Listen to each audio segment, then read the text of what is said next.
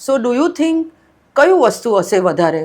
અને આપણા સુરતમાં, ખાસ કરીને સુરતમાં આવા બચ્ચાઓનું પ્રમાણ કેટલું, ને દિવસે દિવસે આ પ્રમાણ વધે છે કે પછી ડૉક્ટર્સો બી અવેરનેસ લઈને આ વસ્તુ કંઈ ધ્યાન આપીને વ્યવસ્થિત ડિલિવરી કરાવે છે? Like what do you think about, what do you say?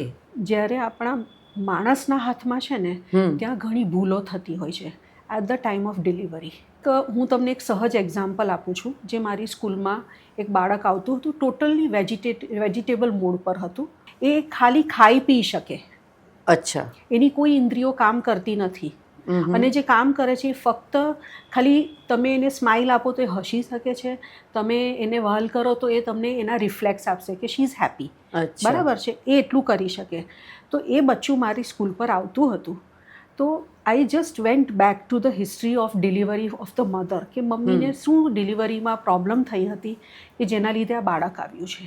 એ પહેલાં તો સિઝેરિયન કહેતા હતા, બટ ઘરના લોકો જે હોય છે ને એ ઘણીવાર બહુ આગ્રહ કરે છે કે નહીં, નોર્મલ ડિલિવરી જ થવી જોઈએ. સી આ પણ એક એસ્પેક્ટ છે. નેચરલી વી છે કે જ્યાં સુધી નોર્મલ ડિલિવરી થાય ત્યાં સુધી ખૂબ એ સારી વાત છે. બરાબર. પણ જ્યારે સંજોગ એની ફેવરમાં નહીં હોય, છતાં તમે એવી ડિલિવરી ઈચ્છો, તો એ ડૉક્ટરની પણ વિરુદ્ધ તમે જાઓ છો અને તમે મા બાપનું અને એ બાળકનું બધાનું જ નુકસાન કરો છો. અને આમાં આ જ વસ્તુ થઈ હતી કે જ્યારે એ બેબી ડિલિવર થયું ને તો એને ઓક્સિજન મળ્યું જ નહીં.